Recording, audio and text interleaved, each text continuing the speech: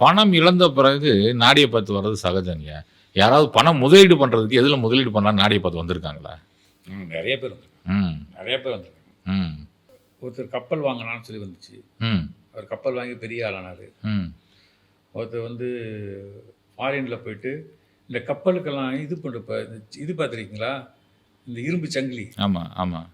அது என்னுடைய அந்த பிஸ்னஸ் தெரியுமா உங்களுக்கு? இல்லை தெரியாதுங்க சார். அது வந்து உலகத்திலே அதுதான் சார் இப்போ ரொம்ப காஸ்ட்லியான பிஸ்னஸ். ஓ, என்ன இரும்பு சங்கிலி காஸ்ட்லியான பிஸ்னஸ்? ஆமாம் சார். நானே அப்படி தான் பார்த்து பயந்து போட்டேன்.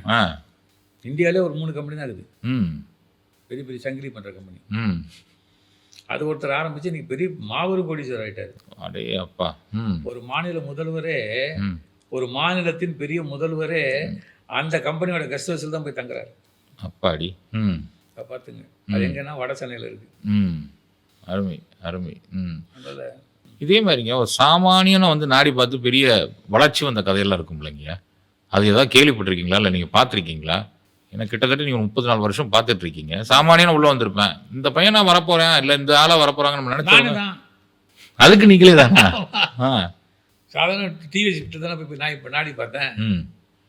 இப்போ கற்பனை பண்ணாத ஒரு காரில் போய் வந்து வர்றீங்க, கவர்மெண்ட் ஸ்டிக்கரோட வர்றோம். அது நான் ஓட்டிக்கிட்டது காசுக்கு நான் நினச்சி கூட பார்க்கலையே. இதே சென்னை மாநகரத்தில் அவன் நினச்சி கூட பார்க்கலையே. அப்படி பார்த்தா எத்தனை அமைச்சர் பாரு நான் சொல்கிறது, உன் சேனலில் பதறிடும். அவ்வளோ அமைச்சர்களும் பார்த்தவங்க தானே.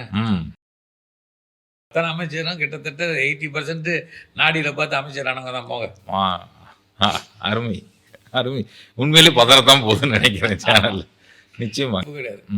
அதுக்கு நான் தைரியமாக சொல்லுவேன், மறுத்தாத நான் எதிர்கொள்ள தயார்.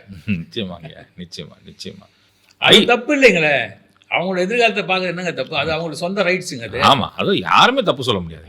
அது யாருமே தப்பு சொல்ல முடியாது. கடவுள் இல்லை, கடவுள் இருக்காரு, அகத்தியர் ரிஷி இருக்கார்ல, அவர் சொல்கிறத கேட்குறேன்னு தப்பு.